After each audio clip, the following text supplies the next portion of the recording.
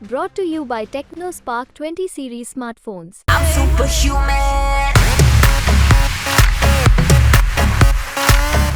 नमस्कार, मैं हूं उमेश रेवलिया। आज हम लोकतंत्र के सबसे बड़े महापर्व लोकसभा चुनाव को लेकर यहाँ मौजूद है। बोराव में यहाँ मौजूद हूँ चूँकि पूर्व मंत्री सचिन यादव जी का गृह गांव है। अभी उन्होंने मतदान किया अरुण यादव जी के साथ में। मतदान को लेकर कांग्रेस की क्या स्थिति है, देश में क्या स्थिति है, चलिए उनसे जानते हैं। देखिए, आज जिस प्रकार से पूरे देश में एक बदलाव और परिवर्तन का माहौल है और कहीं ना कहीं भारतीय जनता पार्टी लोगों से जो उनने वादे किए थे उन वादों को पूरा नहीं कर पाई है। भारतीय जनता पार्टी की वादा खिलाफ़ी को लेकर के आज जनता में भारी आक्रोश है। बहुत सारी गारंटियां भारतीय जनता पार्टी ने पूरी करने की कही थी। 2 करोड़ रोजगार की बात कही गई, किसान की आय दुगनी करने की बात कही गई, 15 लाख रुपए खाते में डालने की बात कही गई, महंगाई कम करने की बात कही गई, भ्रष्टाचार को समाप्त करने की बात कही गई। लेकिन एक भी गारंटी या एक भी वादे को सरकार पूरी नहीं कर पाई है।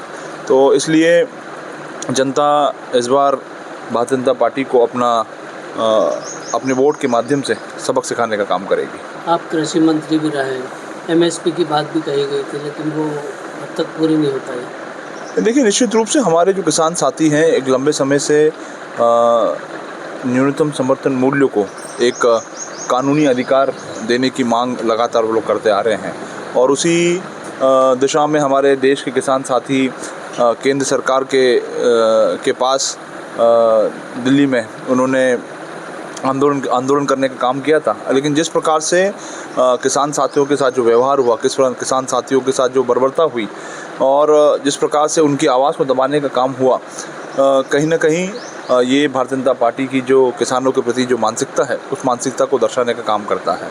और कांग्रेस पार्टी ने यह तय किया है कि हम किसानों की उस मांग को सरकार बनने के बाद उसको कानूनी अधिकार देने का काम हम लोग करेंगे। 400 पार का जो नारा दिया था पहले, पर बाद में धीरे धीरे वो गायब हो गया। देखिए, इनने तो 2004 में इंडिया शाइनिंग का भी नारा दिया था, उसकी हवा निकालने का काम हुआ। इसी प्रकार से जैसे जैसे चुनाव आगे बढ़ता जा रहा है वैसे वैसे इस 400 पार के नारे की हवा पूरी तरह से निकल गई है। और आज आप मंचों से देखें कि एक भी भारतीय जनता पार्टी का नेता 400 पार की बात नहीं कर रहा है। इंदौर में जिस तरह की स्थिति बनी, खंडवा और खरगोन को लेकर का, देखिए, जिस प्रकार से इंदौर में जो लोकतंत्र को शर्मसार करने का काम हुआ, कांग्रेस के एक उम्मीदवार के ऊपर दबाव बनाया जाता है, उसका नामांकन निकलवाया जाता है और उसे बीजेपी में शामिल कर लिया जाता है। तो कहीं ना कहीं आपने इंदौर की जो जनता है उस इंदौर की जनता को उनका मत के इस्तेमाल करने का अधिकार से वंचित करने का काम आपने किया और कहीं ना कहीं ये आपकी जो लोकतंत्र है और प्रजातंत्र के प्रति आपकी जो मानसिकता है उस मानसिकता को दर्शाने का काम करती है। ओवैसी के भाई कहते हैं कि 15 मिनट के लिए अगर पुलिस हटा ली जाए तब हम बताएंगे। फिर नवनीत राणा उनके प्रत्युत्तर में कहती हैं कि 15 सेकंड अगर पुलिस हटा ली जाए देश से तब हम बताएंगे। क्या लगता है आपको? नहीं, देखिए, ये कोई विषय नहीं है, ये कोई मुद्दा नहीं है। मुद्दा अगर चर्चा होनी चाहिए, बात होनी चाहिए तो शिक्षा पे बात होनी चाहिए, स्वास्थ्य पे बात होनी चाहिए, किसानों की जो स्थितियाँ हैं उस पे बात होनी चाहिए, नौजवानों की जो स्थिति है उसकी बात होनी चाहिए, माता बहनों की सुरक्षा को लेकर के बात होनी चाहिए। ये देश के असल मुद्दे हैं और इन पे चर्चा होनी चाहिए। प्रधानमंत्री जी जैसा मंगलसूत्र लेकर आए और उसको लेकर लंबी बहस भी चली। देखिए, देश का दुर्भाग्य है कि आज हमारे देश के जो मुखिया हैं उन्होंने इसकी एक पद की जो गरिमा है उस पद की गरिमा को अपने इस आचरण के माध्यम से गिराने का काम किया है। और मैं समझता हूँ कि देश की जनता पूरे उनके इस आचरण को बड़ी बारीकी से देख रही है और मैं समझता हूँ कि ये हमारे देश के जो लोकतंत्र है, हमारे देश का प्रजातंत्र उसके लिए अच्छा संदेश नहीं है। भाजपा कह रही है कि संविधान को लेकर जो बात कही जा रही है, आरक्षण को लेकर भ्रम फैलाया जा रहा है कांग्रेस के द्वारा। नहीं, देखिए ये बात हम थोड़ी कह रहे हैं, ये तो भारतीय जनता पार्टी के कई जिम्मेदार लोग, चाहे वो सांसद हो, चाहे वो विधायक हों, अनेकों मंचों से सार्वजनिक रूप से उन्होंने इस बात को जनता के सामने स्वीकार किया है कि सरकार आने के बाद हम देश के संविधान को बदलने का काम करेंगे।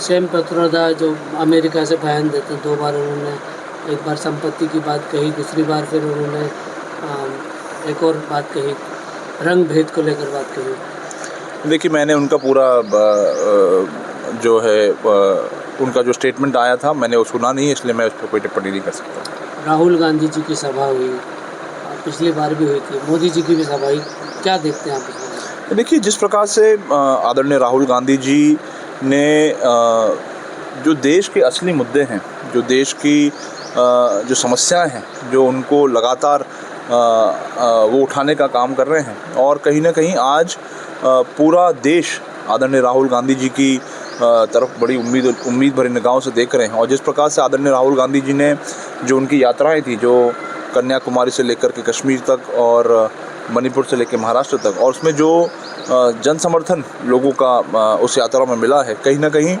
आज हमारे नेता आदरणीय राहुल गांधी जी के मार्गदर्शन में, उनके नेतृत्व में इंडिया गठबंधन की सरकार देश में स्थापित होती हमको दिखाई दे रही है। प्रदेश में कितनी सीट आ रही है कांग्रेस को?